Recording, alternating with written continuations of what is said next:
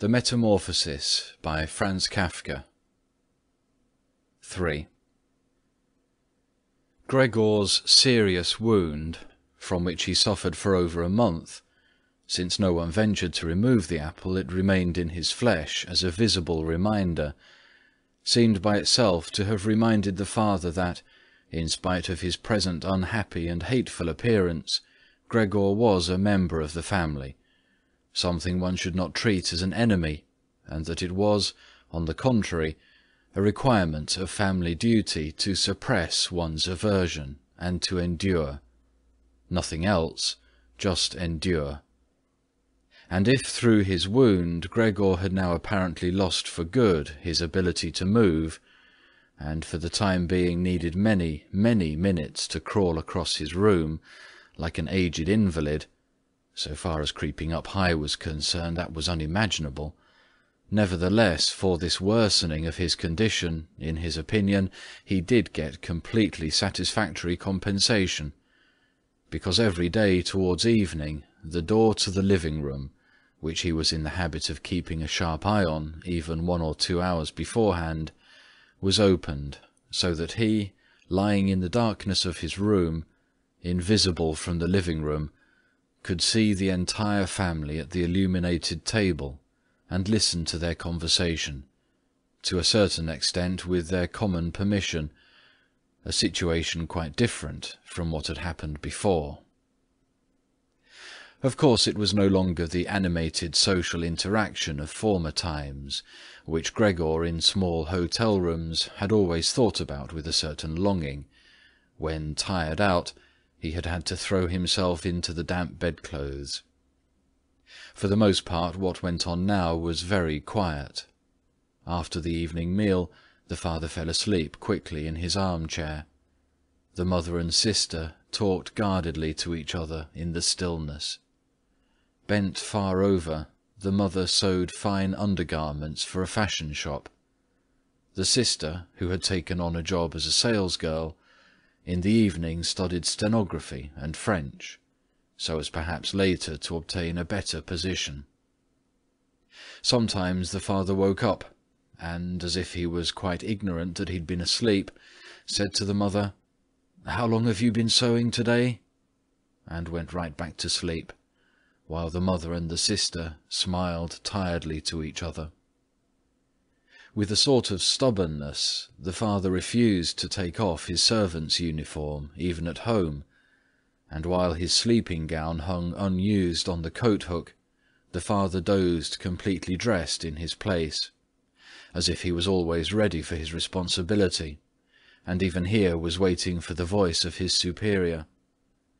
As a result, in spite of all the care of the mother and sister, his uniform, which even at the start was not new, grew dirty, and Gregor looked, often for the entire evening, at this clothing, with stains all over it, and with its gold buttons always polished, in which the old man, although very uncomfortable, slept peacefully none the less. As soon as the clock struck 10, the mother tried gently encouraging the father to wake up, and then persuading him to go to bed, on the ground that he couldn't get a proper sleep here, and that the father, who had to report for service at 6 o'clock, really needed a good sleep. But in his stubbornness, which had gripped him since he'd become a servant, he insisted always on staying even longer by the table, although he regularly fell asleep, and then could only be prevailed upon with the greatest difficulty to trade his chair for the bed. No matter how much the mother and sister might at that point work on him with small admonitions, for a quarter of an hour he would remain shaking his head slowly, eyes closed, without standing up. The mother would pull him by the sleeve and speak flattering words into his ear. The sister would leave her work to help her mother, but that would not have the desired effect on the father. He would settle himself even more deeply in his armchair. Only when the 2 women grabbed him under the armpits would he throw his eyes open, look back and forth at the mother and sister, and habitually say, "This is a life, this is the peace and quiet of my old age."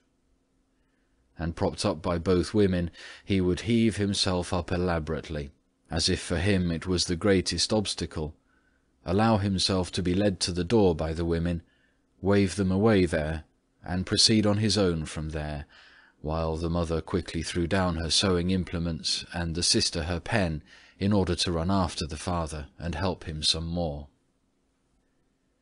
In this overworked and exhausted family, who had time to worry any longer about Gregor more than was absolutely necessary? The household was constantly getting smaller.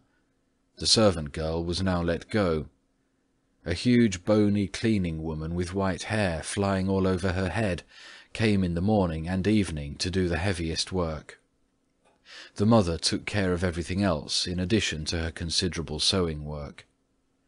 It even happened that various pieces of family jewellery, which previously the mother and sister had been overjoyed to wear on social and festive occasions, were sold, as Gregor found out in the evening from the general discussion of the prices they had fetched.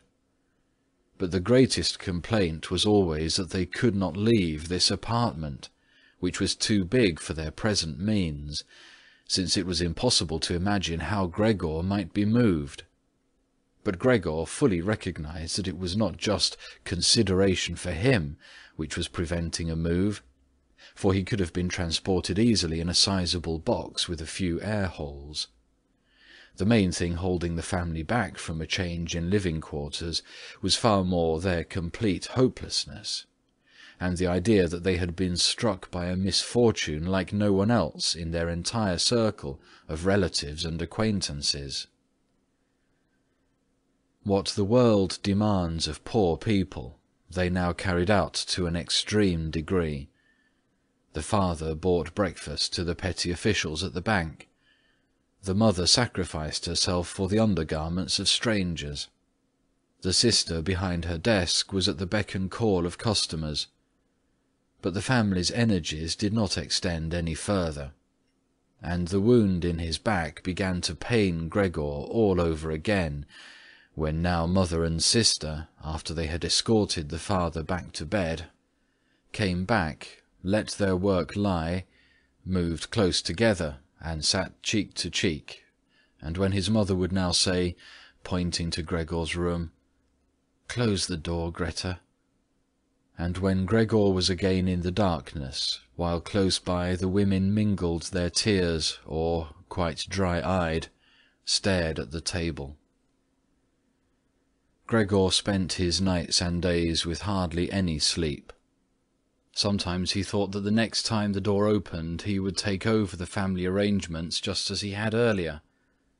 In his imagination appeared again, after a long time, his employer and supervisor, and the apprentices, the excessively spineless custodian, 2 or 3 friends from other businesses, a chambermaid from a hotel in the provinces, a loving, fleeting memory, a female cashier from a hat shop whom he had seriously but too slowly courted.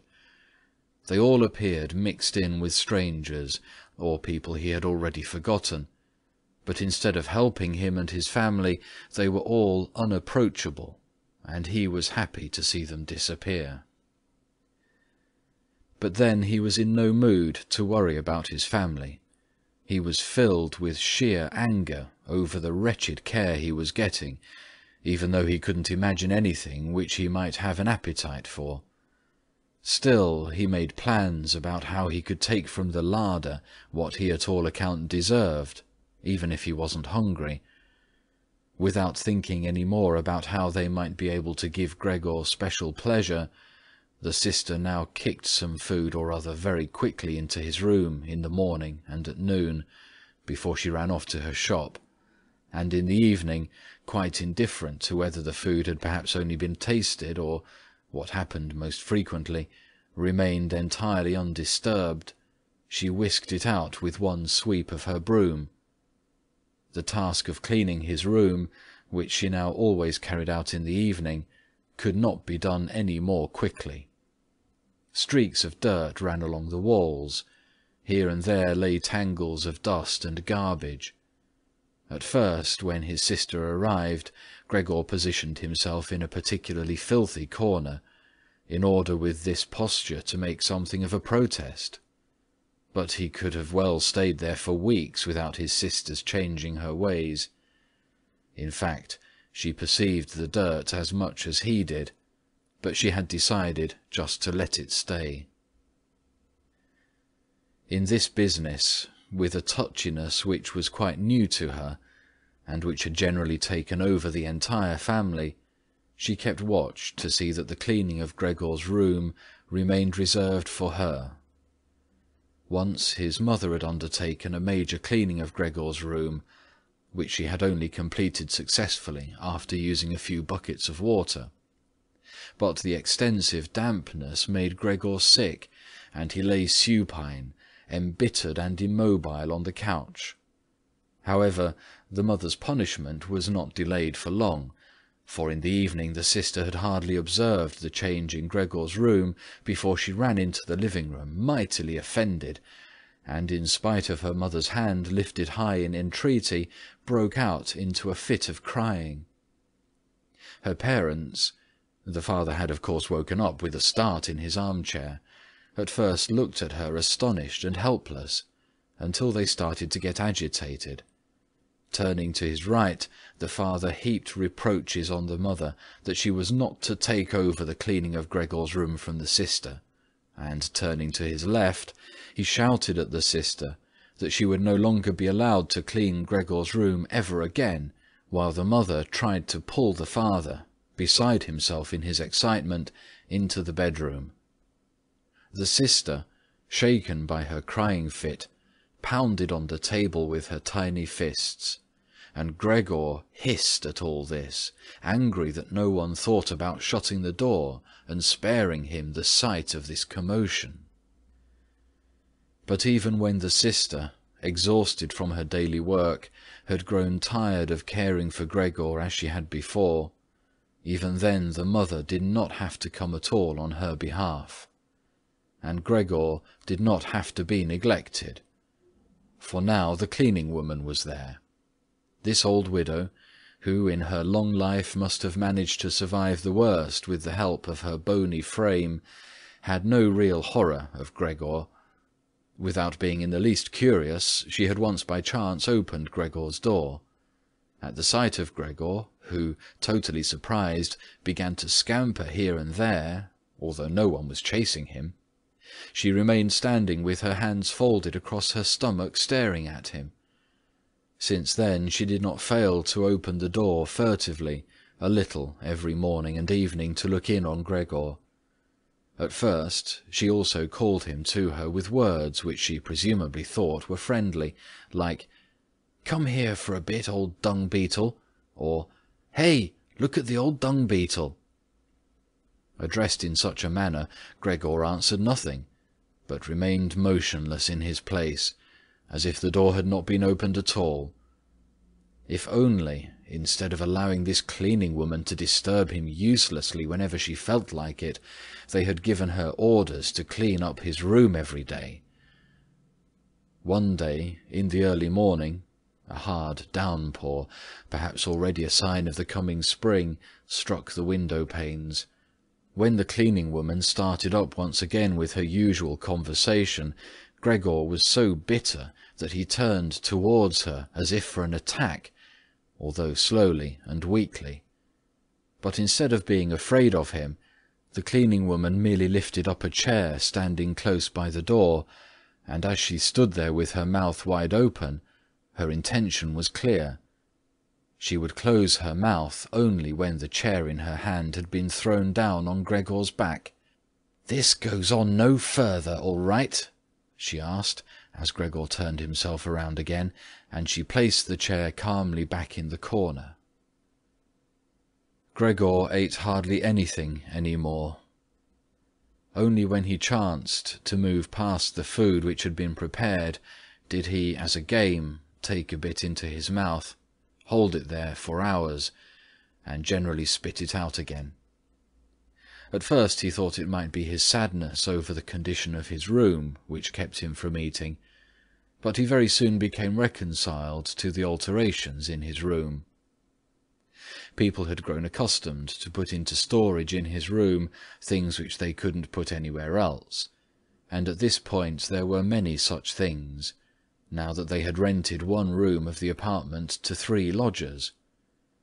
These solemn gentlemen, all 3 had full beards, as Gregor once found out through a crack in the door, were meticulously intent on tidiness, not only in their own room, but, once they had now rented a room there, in the entire household, and particularly in the kitchen. They simply did not tolerate any useless or shoddy stuff. Moreover, for the most part they had brought with them their own pieces of furniture. Thus many items had become superfluous, and these were not really things one could sell, or things people wanted to throw out. All these items ended up in Gregor's room, even the box of ashes and the garbage pail from the kitchen. The cleaning woman, always in a hurry, simply flung anything that was momentarily useless into Gregor's room. Fortunately, Gregor generally saw only the relevant object and the hand which held it.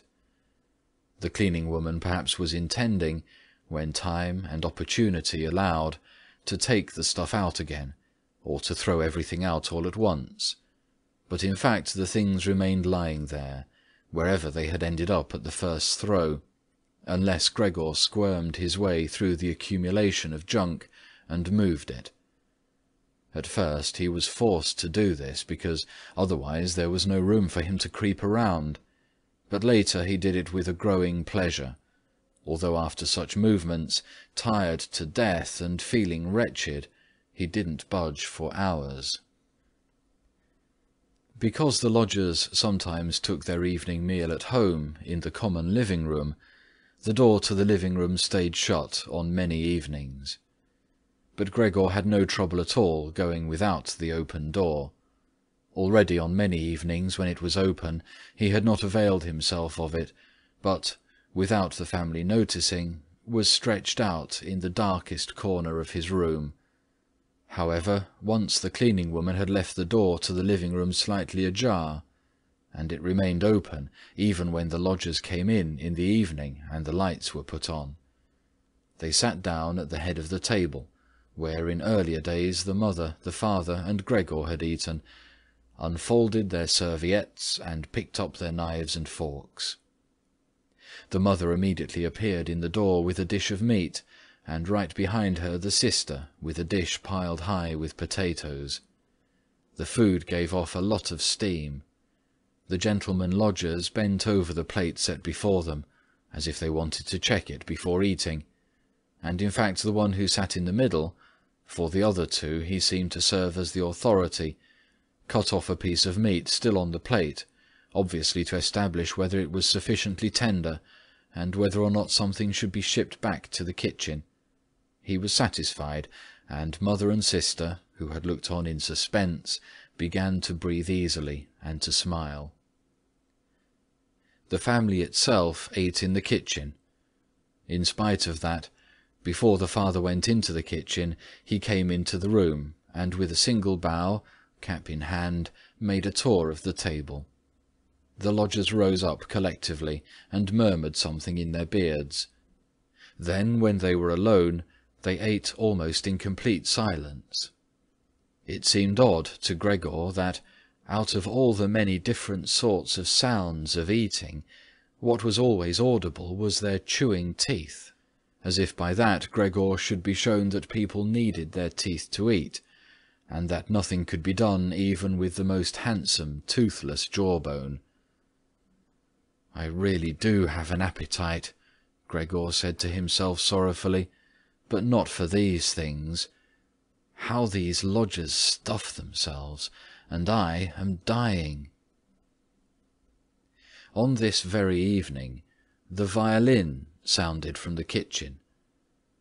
Gregor didn't remember hearing it all through this period. The lodgers had already ended their night meal.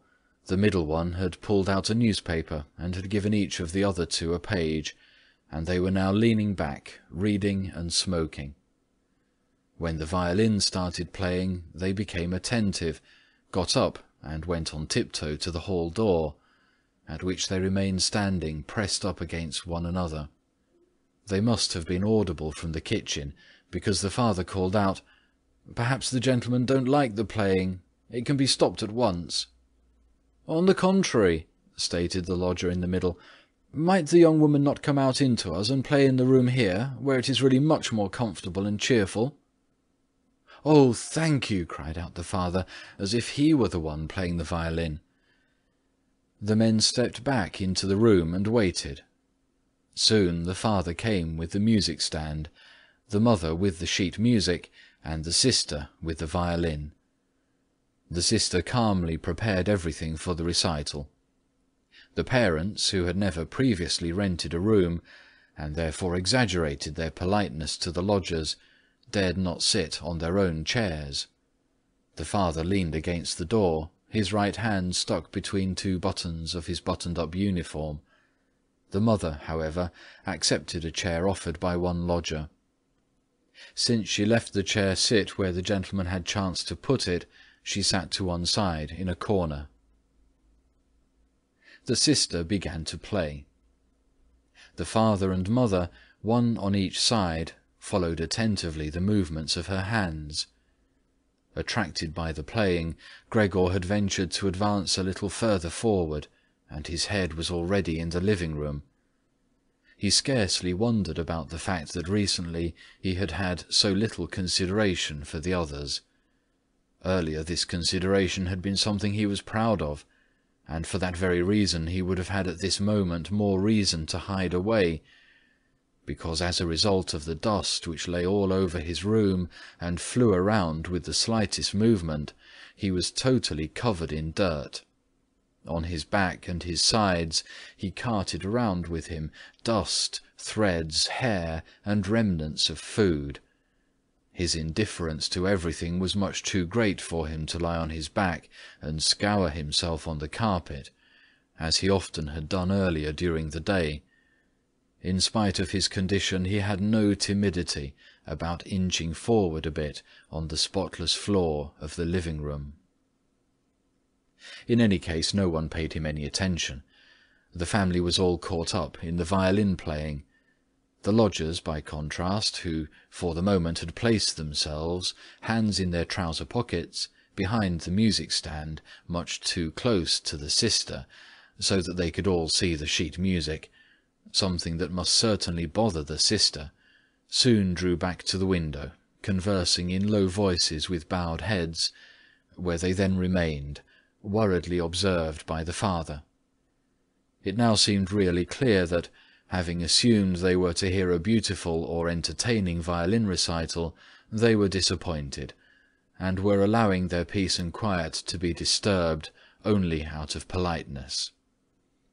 The way in which they all blew the smoke from their cigars out of their noses and mouths, in particular, led one to conclude that they were very irritated. And yet his sister was playing so beautifully. Her face was turned to the side. Her gaze followed the score intently and sadly. Gregor crept forward still a little further, keeping his head close against the floor, in order to be able to catch her gaze if possible. Was he an animal that music so captivated him? For him, it was as if the way to the unknown nourishment he craved was revealing itself. He was determined to press forward right to his sister, to tug at her dress, and to indicate to her in this way that she might still come with her violin into his room, because here no one valued the recital as he wanted to value it. He did not wish to let her go from his room any more, at least not as long as he lived. His frightening appearance would for the first time become useful for him. He wanted to be at all the doors of his room simultaneously, and snarl back at the attackers. However, his sister should not be compelled, but would remain with him voluntarily.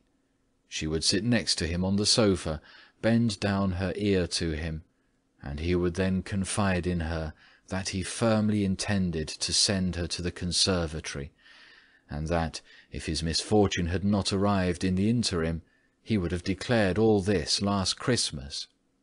Had Christmas really already come and gone? And would have brooked no argument.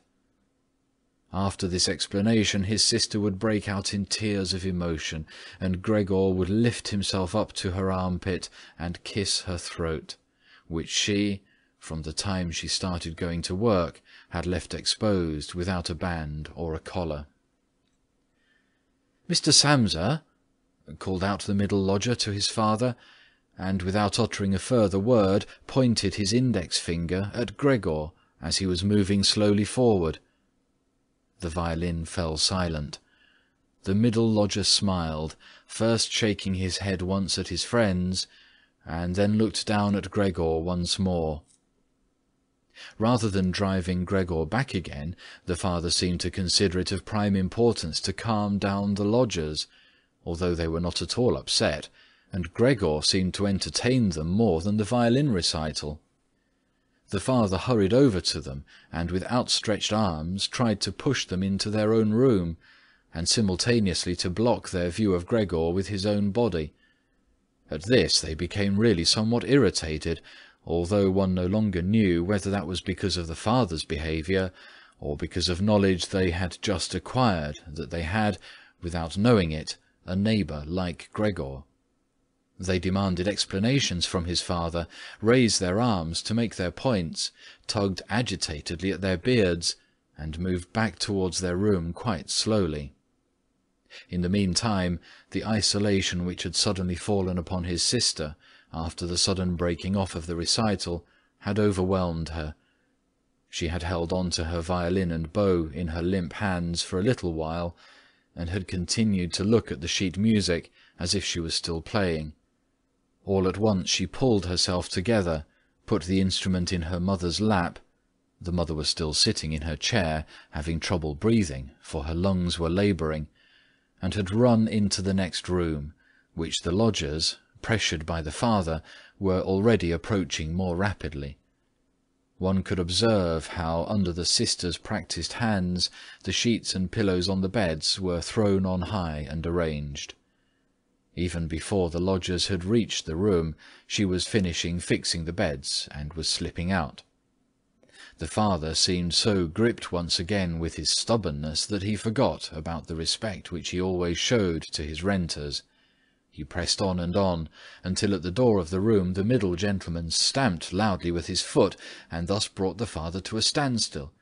"I hereby declare," the middle lodger said, raising his hands and casting his glance both on the mother and the sister, "that considering the disgraceful conditions prevailing in this apartment and family," with this he spat decisively on the floor, "I immediately cancel my room. I will, of course, pay nothing at all for the days which I have lived here.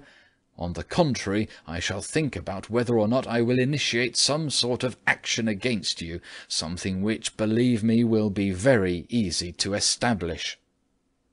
He fell silent, and looked directly in front of him, as if he was waiting for something. In fact, his two friends immediately joined in with their opinions. "We also give immediate notice." At that, he seized the door handle, banged the door shut, and locked it. The father groped his way tottering to his chair, and let himself fall in it. It looked as if he was stretching out for his usual evening snooze, but the heavy nodding of his head, which looked as if it was without support, showed that he was not sleeping at all. Gregor had lain motionless the entire time on the spot where the lodgers had caught him. Disappointment with the collapse of his plan, and perhaps also weakness brought on by his severe hunger, made it impossible for him to move. He was certainly afraid that a general disaster would break over him at any moment, and he waited. He was not even startled when the violin fell from the mother's lap, out from under her trembling fingers, and gave off a reverberating tone. "My dear parents," said the sister, banging her hand on the table by way of an introduction, "things cannot go any longer in this way. Maybe if you don't understand that, well, I do. I will not utter my brother's name in front of this monster, and thus I say only that we must try to get rid of it. We have tried what is humanly possible to take care of it and to be patient. I believe that no one can criticize us in the slightest." "She is right in 1,000 ways," said the father to himself. The mother, who was still incapable of breathing properly, began to cough numbly, with her hand held up over her mouth and a manic expression in her eyes. The sister hurried over to her mother and held her forehead. The sister's words seemed to have led the father to certain reflections. He sat upright, played with his uniform hat among the plates, which still lay on the table from the lodger's evening meal, and looked now and then at the motionless Gregor. "We must try to get rid of it," the sister now said decisively to the father, for the mother, in her coughing fit, was not listening to anything. "It is killing you both. I see it coming. When people have to work as hard as we all do, they cannot also tolerate this endless torment at home. I just can't go on any more." And she broke out into such a crying fit that her tears flowed out down onto her mother's face. She wiped them off her mother with mechanical motions of her hands. "Child," said the father sympathetically, and with obvious appreciation, "then what should we do?" The sister only shrugged her shoulders as a sign of perplexity which, in contrast to her previous confidence, had come over her while she was crying. "If he only understood us," said the father in a semi-questioning tone. The sister, in the midst of her sobbing, shook her hand energetically as a sign that there was no point thinking of that. "If he only understood us," repeated the father, and by shutting his eyes he absorbed the sister's conviction of the impossibility of this point, then perhaps some compromise would be possible with him, but as it is— "It must be gotten rid of," cried the sister. "That is the only way, father. You must try to get rid of the idea that this is Gregor. The fact that we have believed for so long, that is truly our real misfortune. But how can it be Gregor? If it were Gregor, he would have long ago realized that a communal life among human beings is not possible with such an animal, and would have gone away voluntarily. Then we would not have a brother, but we could go on living and honor his memory. But this animal plagues us. It drives away the lodgers, will obviously take over the entire apartment, and leave us to spend the night in the alley. Just look, father," she suddenly cried out. "He's already starting up again." With a fright which was totally incomprehensible to Gregor, the sister even left the mother, pushed herself away from her chair as if she would sooner sacrifice her mother than remain in Gregor's vicinity, and rushed behind her father, who, excited merely by her behaviour, also stood up and half raised his arms in front of the sister as though to protect her. But Gregor did not have any notion of wishing to create problems to anyone, and certainly not for his sister.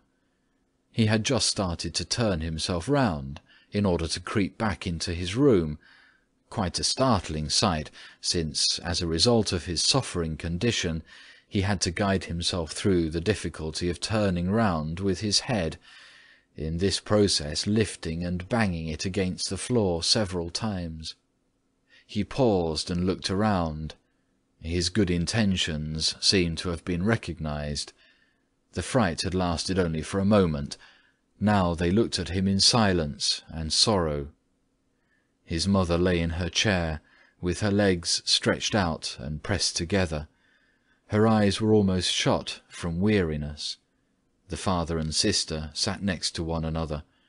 The sister had set her hands around the father's neck. "Now perhaps I can actually turn myself around," thought Gregor, and began the task again. He couldn't stop puffing at the effort, and had to rest now and then. Besides, no one was urging him on. It was all left to him on his own. When he had completed turning round, he immediately began to wander straight back. He was astonished at the great distance which separated him from his room, and did not understand in the least how in his weakness he had covered the same distance a short time before, almost without noticing it. constantly intent only on creeping along quickly. He hardly paid any attention to the fact that no word or cry from his family interrupted him. Only when he was already at the door did he turn his head, not completely, because he felt his neck growing stiff. At any rate, he still saw that behind him nothing had changed. Only the sister was standing up. His last glimpse brushed over the mother, who was now completely asleep. Hardly was he inside his room when the door was pushed shut very quickly, bolted fast, and barred. Gregor was startled by the sudden commotion behind him, so much so that his little limbs bent double under him. It was his sister who'd been in such a hurry.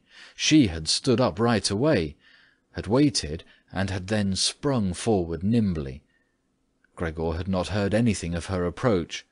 She cried out, "Finally!" to her parents as she turned the key in the lock.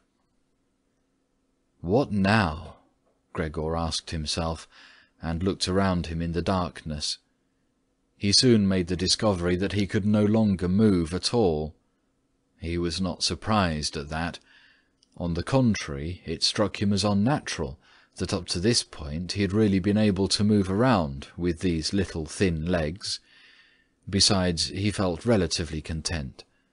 True, he had pains throughout his entire body, but it seemed to him that they were gradually becoming weaker and weaker, and would finally go away completely.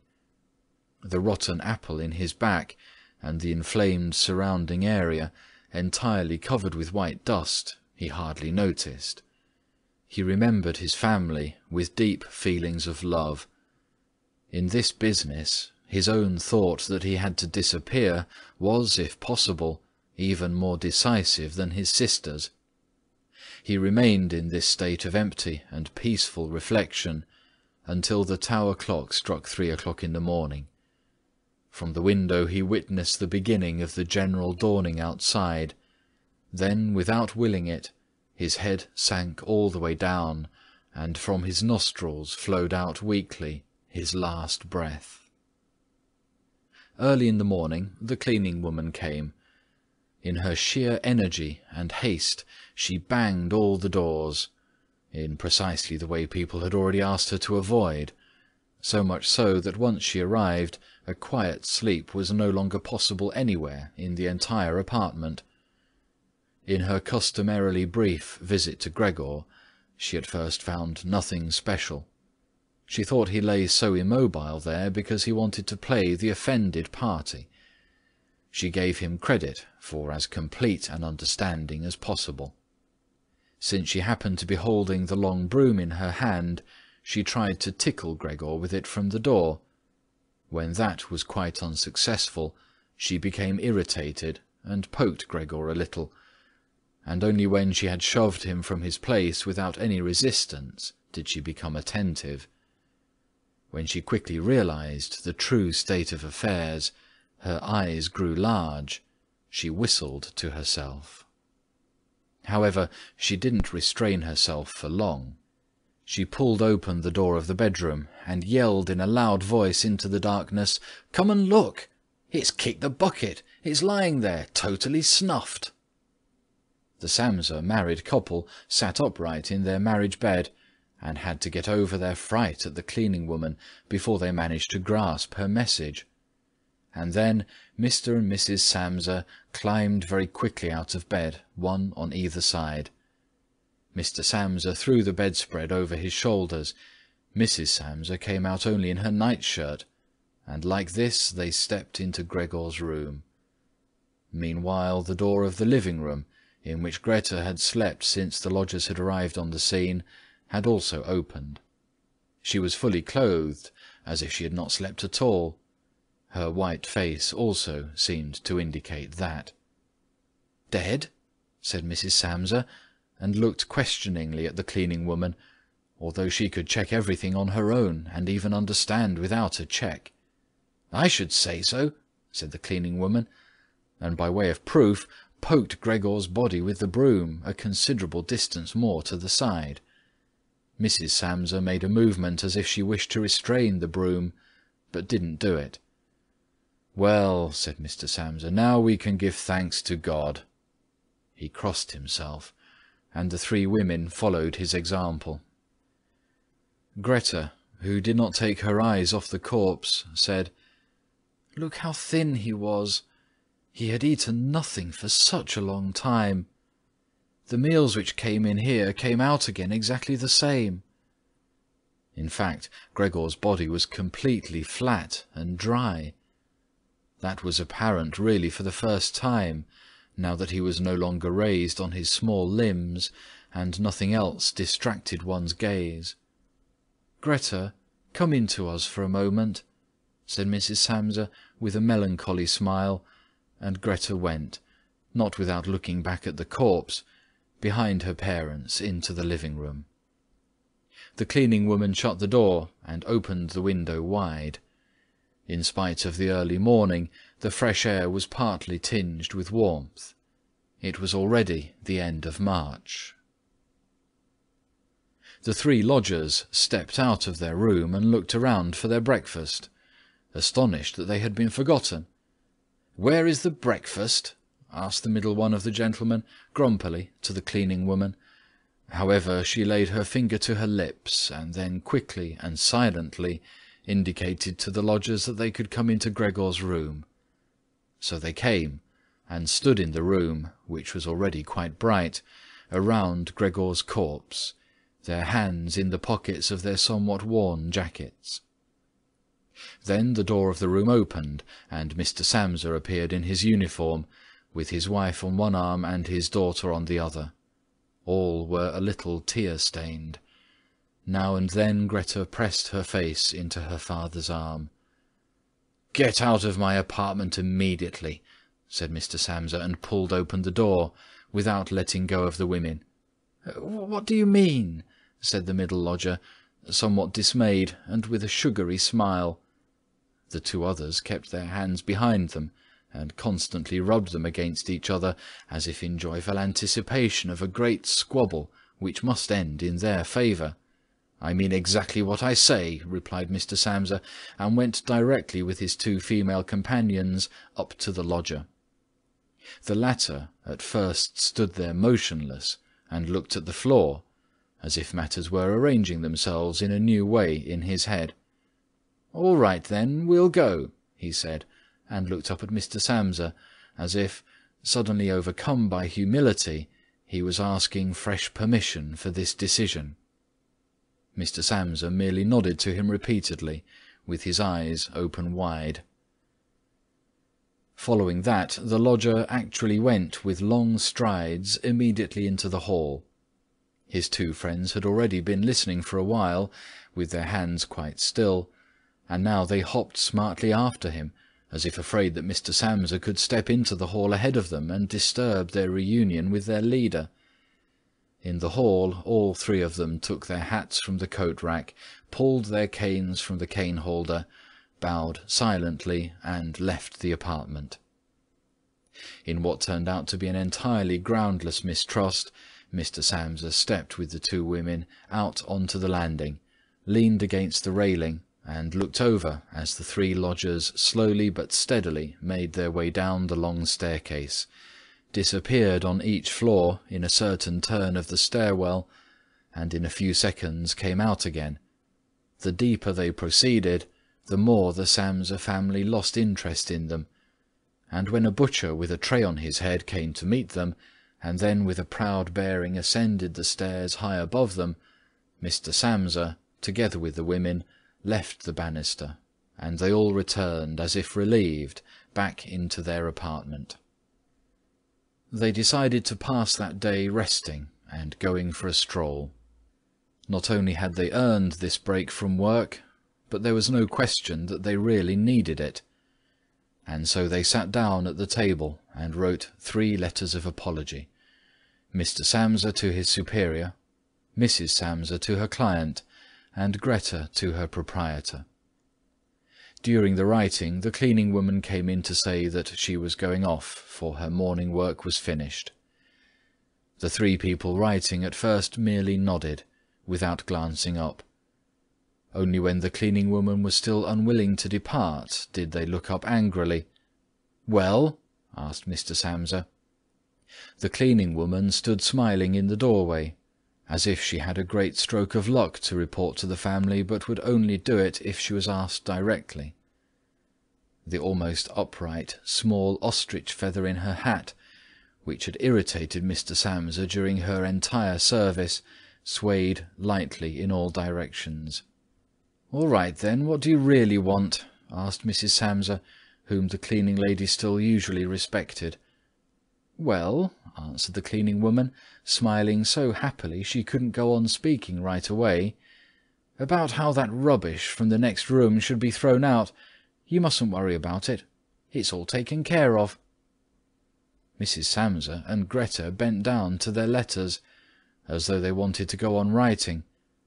Mr. Samsa, who noticed that the cleaning woman wanted to start describing everything in detail, decisively prevented her with an outstretched hand. But since she was not allowed to explain, she remembered the great hurry she was in, and called out, clearly insulted, "Bye-bye, everyone," turned round furiously, and left the apartment with a fearful slamming of the door. "This evening she'll be let go," said Mr. Samsa, but he got no answer from either his wife or from his daughter, because the cleaning woman seemed to have upset once again the tranquillity they had just attained. They got up, went to the window, and remained there, with their arms about each other.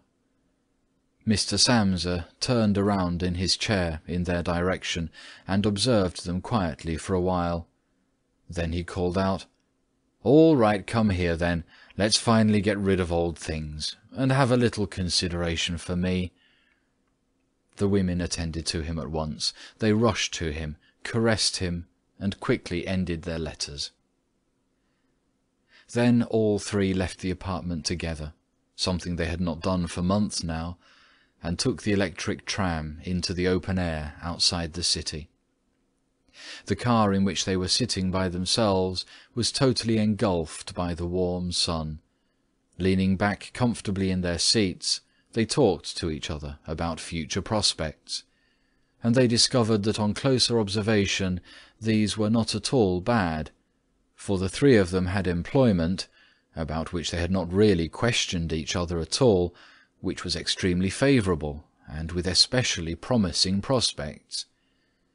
The greatest improvement in their situation at this moment, of course, had to come from a change of dwelling.